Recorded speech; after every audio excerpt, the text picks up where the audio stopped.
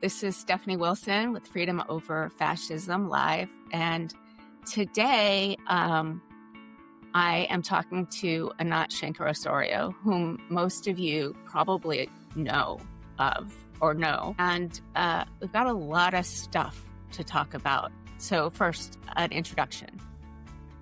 Anat Shenker-Osorio is an American political strategist and messaging consultant. She's the principal and founder of ASO Communications, author of Don't Buy It, The Trouble with Talking Nonsense About the Economy, and the host of Words to Win By podcast. And I think she is a genius. So today, obviously, is every day has some shocking or horrifying news. Today, we're in this dangerous moment where yesterday an ICE agent, we assume, executed a woman in Minneapolis, Renee Good. We saw the shooting from a number of angles with our own eyes, and yet the right is coming out with their talking points ready to go about how she essentially deserved this. It was a tragedy of her own making, says J.D. Vance. And in addition, we have a recent invasion of Venezuela. We have plans to invade Greenland and blow up NATO, and thus possibly precipitate World War III, and the constant drumbeat of ICE kidnapping people off of the streets. I think this is an inflection point because I think that this is the first white citizen woman that they've killed. But I want to talk about why it seems pretty obvious, but the fact that they have a story ready to go. Everyone's on the same page on the MAGA, right? And how we get caught on the back foot every time something happens, even though it was predictable. And then we don't have a coordinated message. So your thoughts? That's the kicking it over. Yeah, that's the kicking it over. Yeah. Well, first, thank you for having me. It's lovely to see you again. And thanks, folks, for joining. I promise I will answer your question, but it isn't possible for me to start without just acknowledging just how much pain, how much unrelenting pain and sorrow all of us are in. And in particular, right now, I'm thinking of folks from Venezuela in the diaspora, in Venezuela itself, thinking, of course, of all of my extraordinary friends and colleagues in Minnesota and in Minneapolis in particular. It feels pretty, I'll just be honest, stupid to be like offering talking points in response to fascism, but I'm in the research, understanding, persuasion, talking points business. And so that's what I got. If I had something stronger, better, I guess it's always 5 o'clock somewhere. I would offer that. That was an attempt at levity for those who couldn't catch it. But I just really want to say, and I will come to your question, I do promise, that having worked in Minnesota for a long time and having spent the last couple of days on the phone and on Zooms and writing up talking points and trying to do whatever I can from afar and very much not bearing the brunt directly of the trauma in the ways that they are, just watching them. And by them, I mean the Immigrant Defense Network, I mean Copal, I mean Unidos Minnesota, I mean Take Action Minnesota, Faith in Minnesota. They have a giant 80 group democracy defense table. They have an immigrant defense table. They are organized. They are accustomed to working in solidarity. They understand everything about claiming the moral high ground. They understand everything about what it is to make a way out of no way at all. This occurred, as I think many of you would know, less than a mile away from where George Floyd was murdered. This isn't far from where Melissa Hortman was assassinated. And here, time after time after time, both in those deadly assaults and just the ongoing assault of the propaganda about Minnesota and the cities and the propaganda about their leaders, here they are, very much like the bullion cube essence of all of the evil and the badness, at least for right now, which isn't to discount or say there aren't evil and horrible things being done to people across these United States. I'm just particularly attuned to Minnesota because I just know them well.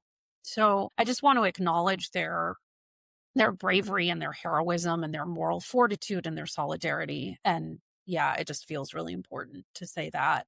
To your question, which hopefully I still remember. So, yes, the right always has their story ready to go, packaged, produced on the state-owned media that they have through, every single level. They deliver it on a dime. And the reason for that is because they only have one story. The story, much like, Superman comic book of old or a, franchise superhero movie, it has to change from chapter to chapter to chapter. Otherwise, people wouldn't keep buying new magazines or going to see the Avengers again and again and again. But it's the same story. And it's not only the same story here in the US, it's the same story in Hungary. It's the same story in Turkey. It's the same story with some permutations when Bolsonaro was in power in Brazil. It's the same story that just happened. I was in Sydney during the Bondi massacre. It's the fallout, the far right attempting to claim that story as well. And because they have one singular story, which I suspect everyone on this live knows well, which is basically, do you know why your life sucks? It's because of those people. And those people can take different forms and shapes, and they do in different places, but it's still the same story. They're readily able to produce talking points, and they're readily able to produce discourse because they don't have to come up with what to say. And what happens with us is that we are constantly responding to each thing as if it were different, not just in category, but kind, not just in specific details of the date and the name and place and exactly what transpired, but as if we don't fundamentally know, which we do, We do. what is precisely going on here. So that's the first thing. And then the second thing, and I work and speak frequently with a colleague named Mike Podhorzer, who has a Substack called Weekend Readings. And He's been on here, so yeah, go find him. yeah. You And talked to him yesterday. I didn't talked to catch it him though. yesterday. He has a piece coming out that's really, really, really important. And basically, what his piece is saying, and I feel like I'm allowed to steal his thunder because he stole his own thunder talking about it yesterday. Otherwise, I wouldn't do that to an author, just to be clear, is that, and these are my own summary words on it, we keep pretending that we have a cold, that each one of these is like an independent virus, when in fact we have cancer. And when I say we keep pretending, and Mike is going to talk about this in the piece, I mean, from back in the day, like not just starting in January of 2025, not just starting in wherever of 2016, but starting in all of the ways that we have refused to actually confront and engage what is before us. And the point that Mike makes is taking us way back to the failure to demand any kind of accountability for the Iraq War, for the lies in the lead up, for the torture, for the way that the war was fed and sped and propagandized to us, and then the way that it was actually conducted. And the same goes for the global financial crisis, that not only did we sort of not admit who was behind it and why, they were never made to suffer any kind of real consequence or accountability. No, they actually reaped the rewards of the bailout. Right. And at every turn, and I'm stealing Mike's thunder here just to be clear, and you should read his piece when it comes out. At every turn, what we're told, and this is happening now, I'll bring us into the present day. So, your Substack is called Freedom Over Fascism. I assume not coincidentally, like that is a phrase that I use You frequently. used it on my, I first heard it from you on my podcast and I then stole it. So hopefully you're not There's no upset with me. stealing. As I like to say constantly, if your words don't spread, they don't work. So whenever people are like, can we say this? I'm like, I'm literally paid to put words in people's mouths. I don't know what else to tell you. You couldn't possibly steal a thing that I'm desperately trying to get people to repeat. So there's no stealing. So the willingness to call what's happening, the willingness to say back in the day that this is an authoritarian regime, or that this is a fascist threat, or that this is a fascist power grab. The willingness, as you probably know, the episode, in the first round of the continuing resolution fight, where I was loudly screaming, it's a MAGA murder budget, and then a MAGA murder bill, MAGA murder bill, MAGA murder bill. And in fact, right now, the reality of what happened to Renee Nicole Good, and I'm sorry I'm jumping around, have not had a lot of sleep, is that she was murdered by MAGA. And in place after place and time after time, both here and, most recently in Venezuela and in other places, people are continuously being murdered by MAGA, both quite literally point blank shot range, but also passively through the inability to get care when we are ill, the inability to access food through food stamps when, that was the way they were getting their jollies, the inability for kids to be able to access care, and on and on and on. This is a death cult. And all along the way, we are always told that we are being hyperbolic, we are exaggerating, or that even if what we are saying is true and people are willing to credit it as true, it's unseemly to say it. Because apparently the way out of this mess is to be more polite. Apparently the way out of this mess is to woo back in order to have the quote unquote very big tent that we require to get out of this fascist threat, which somehow is going to happen by us never admitting what's actually occurring and simply confining ourselves, I guess, to talk about egg prices or prices more broadly, to be fair. And so the reason why we are not at the ready in the same way as the right is because we're often told, admonished, that we shouldn't be narrating the truth of what's occurring. We shouldn't be making the demands that are commensurate to actually what's going on, which of course is impeachment and removal, which of course is to remove the regime. Like, there is no other demand that is commensurate. And so we couldn't possibly be at the ready because we have been conditioned and told that the right way to respond is to bite our tongue. Right. One of the things that I've been offering out is that we start and continue to call them the MAGA murder machine or the MAGA murder regime, because as you said, it's a death cult. And I think one of the things that's frustrating to hear to those of us here in activist land is that exactly what you said, that the people who are supposed to be our leaders are acting as if being more polite, playing the game that is they purport is to be still the old game, which it isn't. So a lot of the conversation out here today is, okay, we're ready, but where are our leaders? It's like, I'm your leader. I must follow you. So it's frustrating. And yet there's got to be a way to lead the leaders to get to where we need to be. And articles of impeachment were filed today against Noam.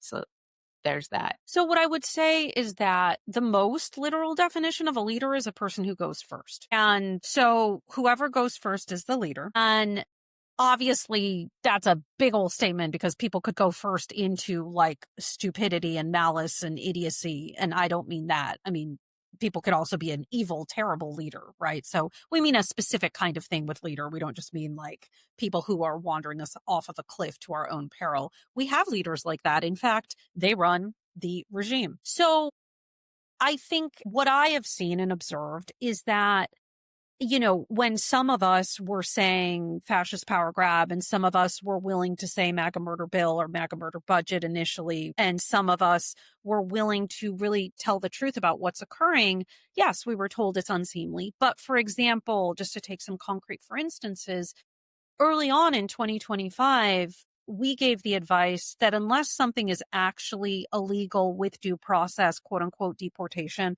which has a legal meaning, like ask an immigration lawyer, deportation is an actual thing that is bounded and has like a procedure, then we need to be calling these abductions and kidnappings. And when I was first saying that, people were like, horror, no, deportation, deportation, deportation. And then the horrific capture of Mahmoud Khalil in New York City, the Columbia University student who was taken, I believe, if I'm not mistaken, to Texas.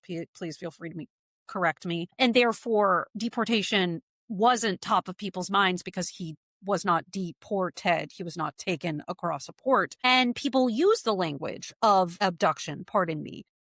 And I think for many reasons, but that is one of them, that case rightly got a lot of interest and attention. The same thing with Gilmar Abrego Garcia, who of course we know famously was abducted and he was removed to a different port. He was abducted, as we all know, to the El Salvadorian concentration camp in Sikot. And the same goes with the word regime.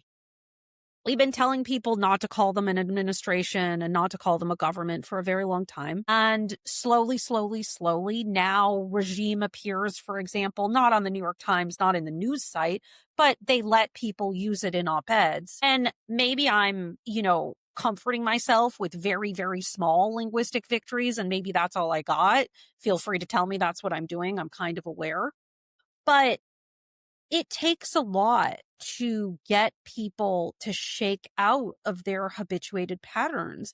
It takes a lot to shake people into, no, this is really what's going on. And pretending it's not what's going on or kind of couching it in euphemism is not going to endear anyone to you because it is not going to catalyze the response we require.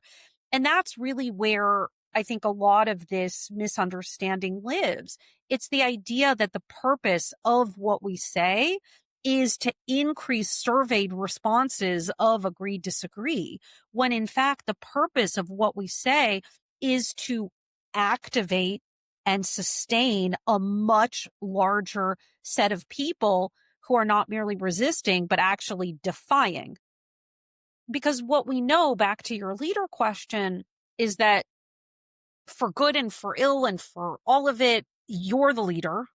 You listening, you, Stephanie, you, me, if you're willing to go first, if you're willing to say that this is a murder by MAGA, if you're willing to call out what's actually going on here, not because everyone's instantly going to agree with you. I promise you they won't, but because that is what allows other people to come out and say that. That is what forces the kind of mainstream, more institutional elements of our society, whether that be mainstream media or whether that be the business community and so on, to start also breaking away. We have to go first. Otherwise, no one's going to follow. And I think that that is where the quote unquote elected leaders, some of whom have already gone first. And, we do need to acknowledge and laud and praise the folks who are being clear and are articulating what's going on. But for the rest of them to come along, they have to feel a strength in numbers around it. They aren't actually leaders in the sense that we need them to be. They are representatives, and they're basically putting their finger in the pulse of whatever they think the wind is. And so what we have to do is demonstrate that this is actually what most people not only believe, but are willing to say. Yeah, out here, I have a super secret source inside the Beltway who last month said, I have an idea for an op-ed. You should do an op-ed for the New York Times and call this the regime. I was like, are you kidding me? Been doing that for, a year. Yeah, a year. And he's not in office, but is proximate. And the thought that there's such a different sense of what reality is. I mean, we know we have a different reality from MAGA. We've been over that. We're creating this. I'm sorry about the light, guys. It's sort mid-afternoon. of touched by an angel. It's fitting. Yeah. Uh, so we're out here trying to create an independent media where, we're essentially talking to the choir and we're elevating voices and we're amplifying each other. And yet it seems like, and to be fair, there are some states where the leaders inside the states are doing great work. But the federal level, it's like they're in a totally different reality. And that was the first place that the feds went. And I was listening to Ezra Levin on Wajahat Ali's show earlier today, and he basically said we need to tell our leaders where to go and they'll follow. And like you are. And I guess that's just really frustrating. But it's not just this murder. It's all of the same piece. There's the question of, is something distracting from something else? But I believe it's all the same corruption and murder and desire for power and corruption and greed. So how to make it clear that this thing where something big happens every single day, thank you, Steve Bannon, is actually part and parcel of itself, the whole thing. Yeah. So first of all, this seems like a tiny little facile thing, but we pretty often, if not always in our messaging, I wouldn't use this phrase right now with the Renee Good thing because it feels too, like dismissive, but in other cases, for example, when, Trump announces that he's going to increase the military budget from 1 trillion to 1.5 trillion, the phrase, there they go again. This is, here they are doing the exact same thing. Here they are, like literally just saying, there they go again. Here they go again. This is them again. Proving to us that this MAGA regime of the bullies for the billionaires is destroying our lives. Like just whatever the new piece of evidence is, whatever the social post or whatever the declaration or whatever the horrific atrocity, once again, this MAGA regime of the bullies for the billionaires is destroying our lives. Like anytime a thing happens, that is what's happening. Details to follow. And really centering and focusing in on how they are hell-bent on taking our freedoms, destroying our families, and undoing our futures. And that's it. Just having a repeated refrain. Our repeated refrain is regimes of the bullies for the billionaires in order to make that economic tieback, which is both very, very true and absolutely essential. And then on the other end of it, speaking to the agency and giving people a sense of purpose and power. Because, of course, what we know equally well is that the ultimate aim of any authoritarian regime is to erode our will to resist in the first place. You referenced Steve Bannon, to keep coming at us in every possible way so that we feel so despondent, so despairing, so horrified, so terrified, or just so what the fuck are we supposed to do, that we stop trying. That's really the win they're looking for, because otherwise they have to keep fighting with us, and that's exhausting to them. So we also in our messaging need to do the other end of things, not just call out precisely what this is in roughly the exact same language every single time, so that we have an inkling of hope that maybe it will be heard the first time. I'm going to do a little parentheses. You shared that story about regime. I swear I'm not making this up. Monday, as in a few days ago, I was on a call with really, really important, prominent folks in sort of the legal establishment who have been, credit to them, suing and suing and suing and suing and suing. And thank goodness. And we were talking through how to talk about Venezuela. And one of them said to me, like, well, I notice it says regime here. Is that what we're supposed to be saying? And I was just like, Well, these have we learned nothing? like these are folks who, like are doing incredible work and like I talk to quite frequently. And I'm like, wait, you've never noticed that we've been giving that advice for a solid year here? And so, why is it that like they noticed? I don't know. I can't tell you why, but like that's what happened, even though we've been very, very consistent about that advice. Anyway, I digress. Sorry. So the other part of the message is, but as ever, the many can take on the money. And as we have proven time and time again, and will prove now, we will remove this regime.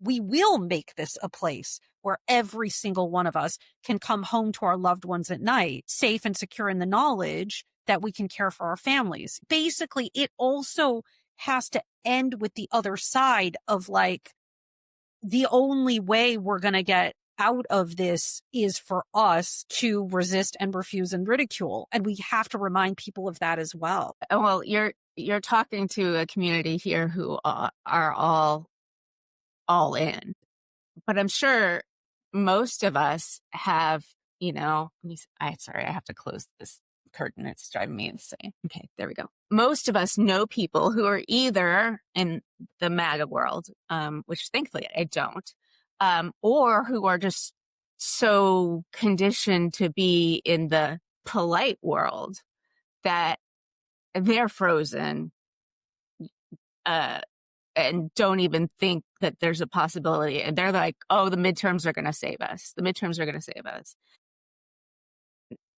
Clearly, we need more than that. And clearly, it's not just this federal power majority in Congress that's doing this. So do you have any thoughts for people who are talking, well, among ourselves, we're good on repeating the messages that we, what we want to build and what we are trying to achieve. Where I heard you say free America, and I'm completely on board with that. But And how do we talk about it? Yeah.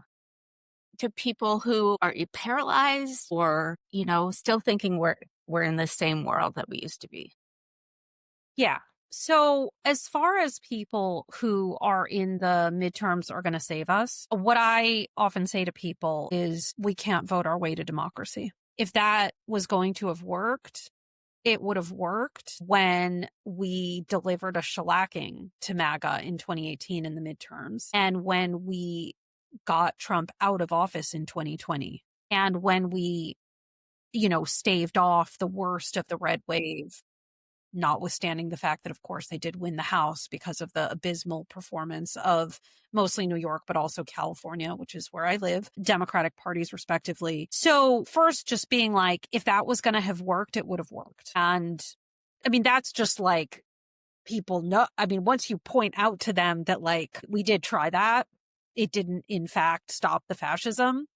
That tends to sort of be like, oh yeah, I guess we did try to vote our way out of this. And like we did not pull that off.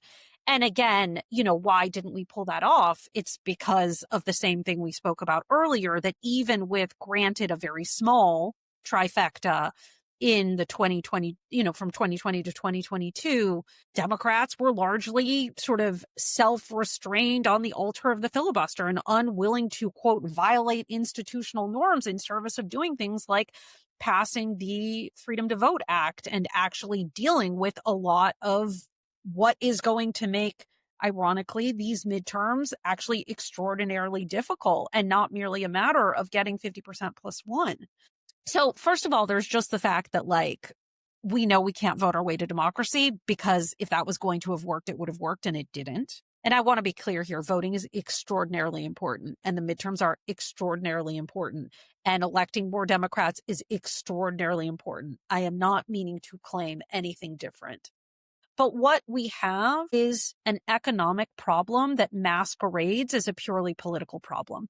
And unless and until people fully understand, not just understand, because to perhaps, I don't know if this is surprising, we're in focus groups every other week, like have been since 2020, all the time.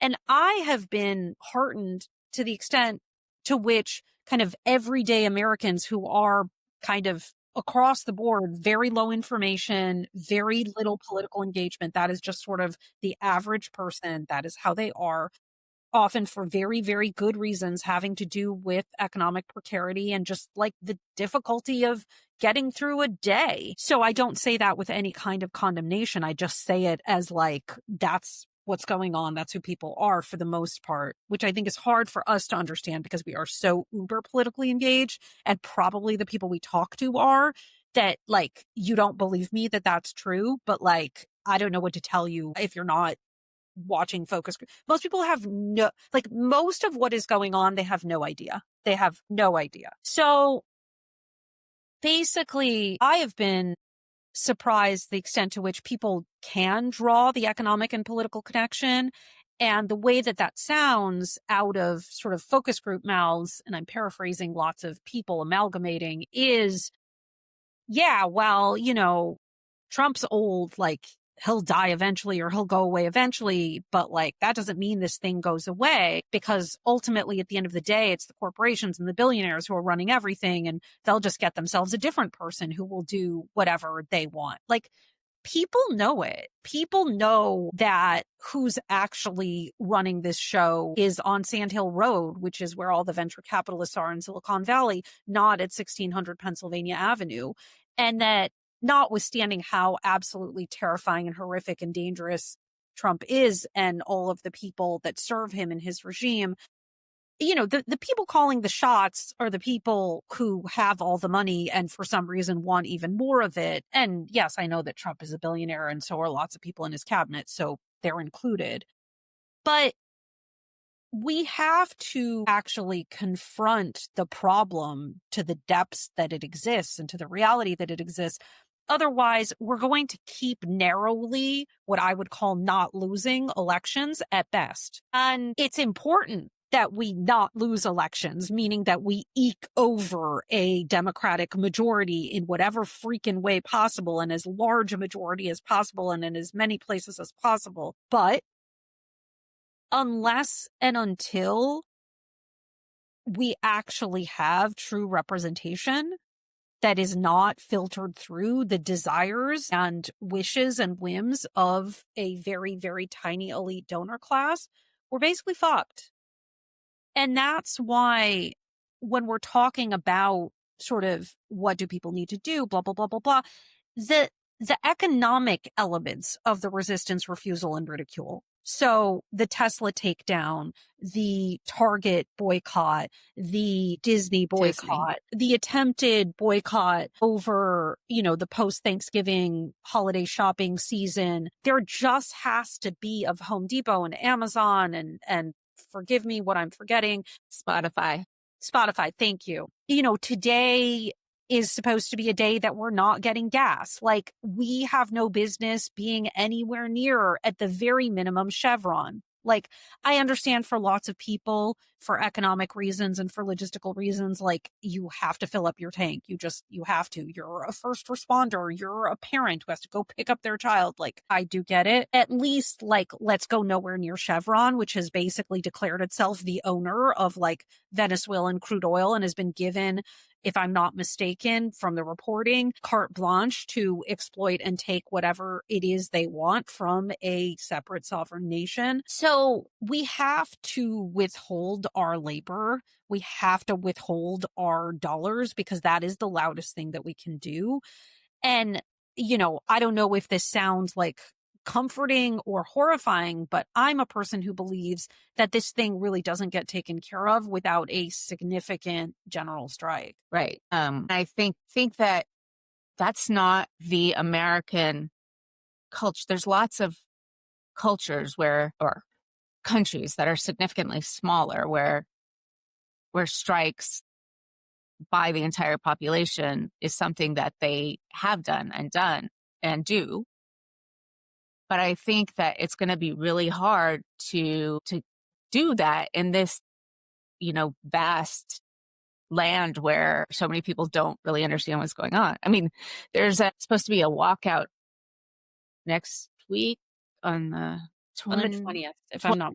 the Free America walkout that Women's March has called, and other folks are kind of climbing on board. Free Speech for the People, I saw, who's been an unrelenting voice for on impeachment, and you want to talk about going first, very much going first on that demand. They're kind of getting on board with that and turning it into a Free America with the impeachment demand. I think others, 5051 is also on board with that walkout. Obviously, in the interim, a lot of vigils and a lot of solidarity vigils for what happened yesterday in Minneapolis and for Renee and so on. Yeah. So all of this is domestic. Yeah. Well, it's all connected, we know, but it seems that, well, we invaded Venezuela and we're about to invade Greenland and maybe Mexico and maybe Canada. And so how do we maybe even just wrap our minds around the complete shift that this regime wants to make of the entire world order?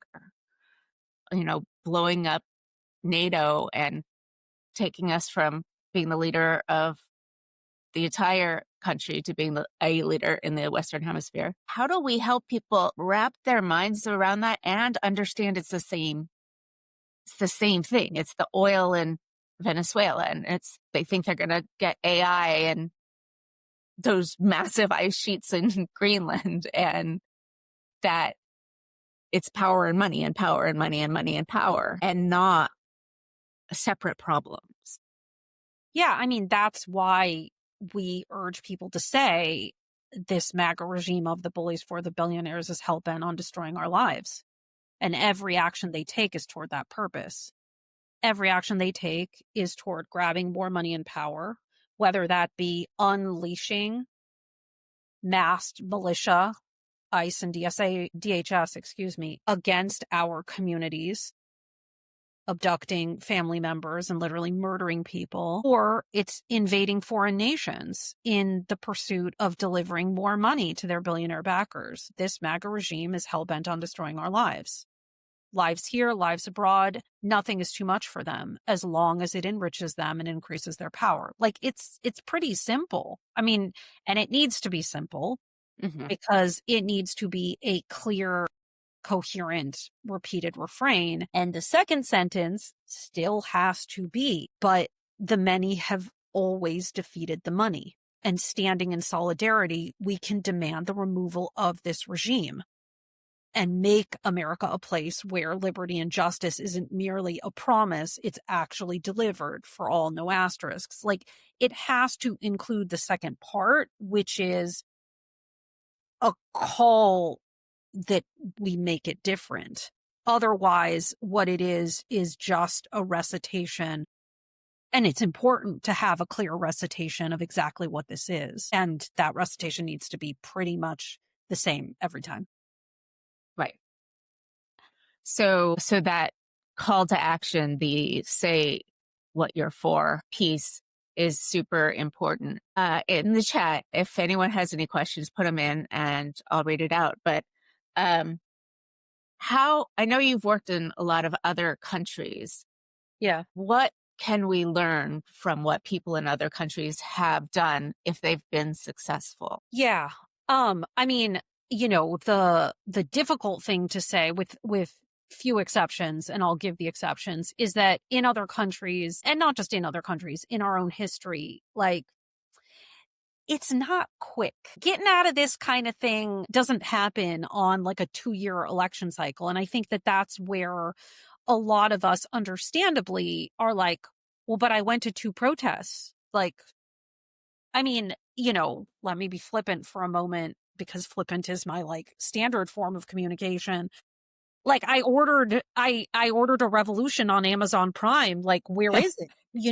And Right. and like, I'll shock you to hear that Jeff Bezos isn't going to deliver you the usurpation of the ruling class. Like, you can't get that. You're supposed to be able to get anything on Amazon, but it turns out you cannot actually have liberty and justice delivered via Amazon. It's very, very annoying. And in fact, Amazon is created for the exact opposite. So partly we have to understand that, like, it takes a lot to get out of this business if we're truly, truly exiting the full gamut of it, not merely winning the midterms, which we need to do. And I know I keep repeating that, but I don't want to be told back that I said the midterms don't fucking matter, because I did not say that. Right.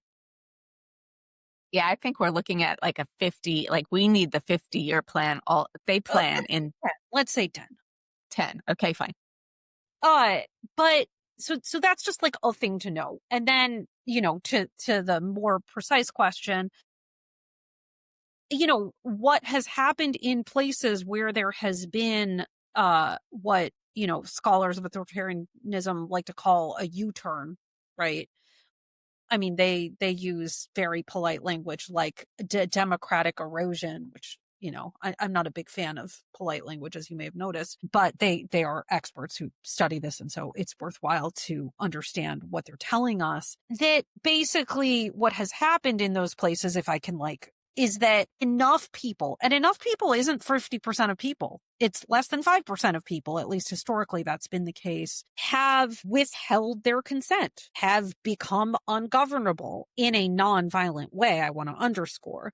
But that means getting enough defectors, there was a brave woman from the National Guard, I want to say from Texas, who basically was like, I'm not going to follow these orders. There is the former Hilton franchisee who, of course, then, Hilton as a corporation went back on it, but who, as an independent business owner, hotel owner, was like, no, you can't stay here. The more of that happens, the more of that happens.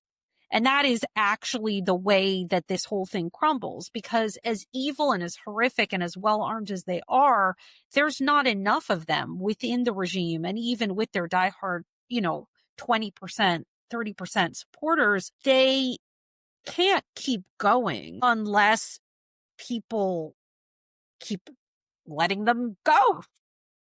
And so basically the way out of it historically has been, what Maria Stephan and Erica Chenoweth talk about, which is eroding the pillars of support. And those pillars are, the law community, the university community, the business community, the civil society, the media and arts. When, for example, I'm sure you all saw, artists are like, I'm not performing at the artist formerly known as the Kennedy Center. I'm not going to do it. Like, that may feel symbolic, but that isn't just symbolic. It's actually really, really important, because what they're doing is, first of all, publicizing that to potentially newer audiences who maybe weren't paying attention, but do like music or do like dance or do like theater or whatever.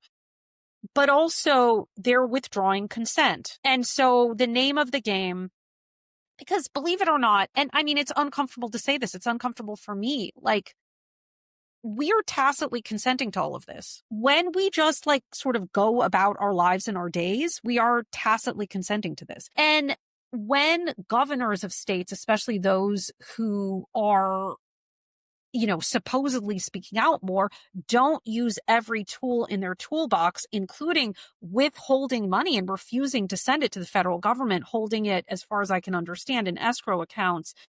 I mean, that's what it has required in other places, is large, sustained protest movements, which are visible and out in the world, which then makes other people do it, and then just withholding consent. So, famously, of course, the Montgomery bus boycott, you don't get on the bus. And it's very hard.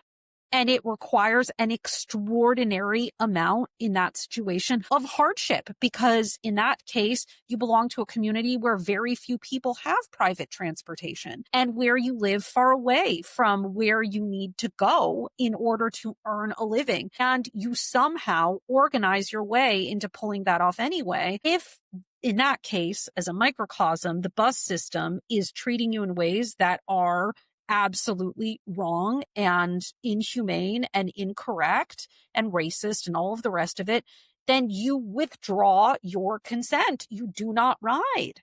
And so the question really is, what is our do not ride? Right. And I think, it's a do not shop, do not attend, do not go gently into that good night, do not temper your speech. Right. And yeah. create friction whenever possible, I think. Yeah. I mean, let me give you, just to round out, I know we're at time, like some concrete examples. So in France, as you all know, a couple of years ago, there was a snap election after Macron's party was kind of soundly defeated in the EU elections. He, God knows why, decided to call elections, national elections in France with basically no notice. I think it was 2 weeks from that announcement. It might have been 3. I don't remember. Very few, less than a month, from the call to the first round of elections. And so the NPF, the New Popular Front translation, made a really important decision to kind of reassemble and to be like, we're going to basically have a slate and we're going to get folks to vote either for folks, the different parties within our coalition, but also when need be for Macron's party. And, so much animosity. Like, we're not talking about people who are hunky dory with each other. We are talking about like far left parties and kind of neoliberal center left, lots of anger and displeasure among the various voters in these two camps. And so we came up with an encapsulating idea in no time, 0 time. And that encapsulating idea was, it's better to fight among friends than to face fascism alone, which got reduced into the slogan, let's argue later. And basically this was like, here's what we're going to do. Like, if the person you have to vote for is far left, then that's what you're doing. If the person you have to vote for is center left, like, that's what you're doing. Basically anyone but the Grim Reaper and her henchmen, right? Like, you might not love it and you're doing it anyway. And, that's a particular case because there was an election, like it's a particular situation. But spread that very simple, let's argue later, or it's better to fight among friends than to face fascism alone message through every popular means, through TikTok, through the French soccer team changing their jerseys and doing social proof by saying, I vote, I believe it was the 7th, and having that number be, in lieu of what their player number would have been. Give examples from Brazil. I can give examples from the Philippines, from other places. But what it really boils down to is the creativity of ordinary people. Ironically, because in those contexts, there isn't this like awash money in politics that filters down to all levels, including the presence of lots and lots of incredible kind of professional organizations that do politics for a living.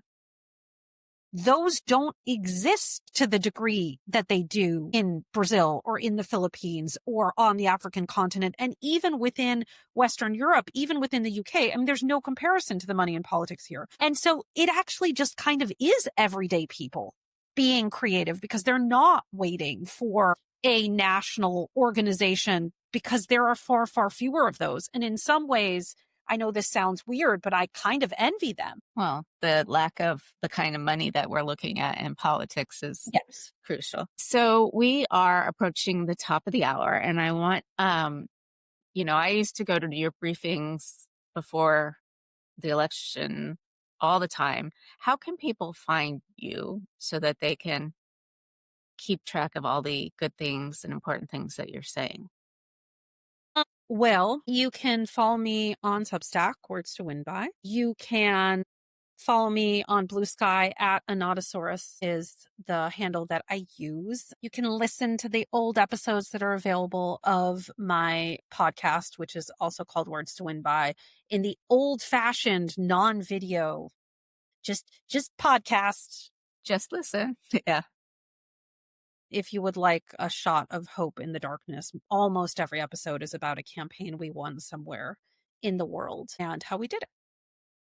Which I think is super, super important. So thank you so much for joining me. And I'm sorry it was confusing at the beginning. It always manages to be confusing at the beginning. And to all 220 of you, which is pretty good for me, I would like you, you can follow us both at the top of your screen and boycott Spotify and subscribe, either paid or free if you can. All of my content is free.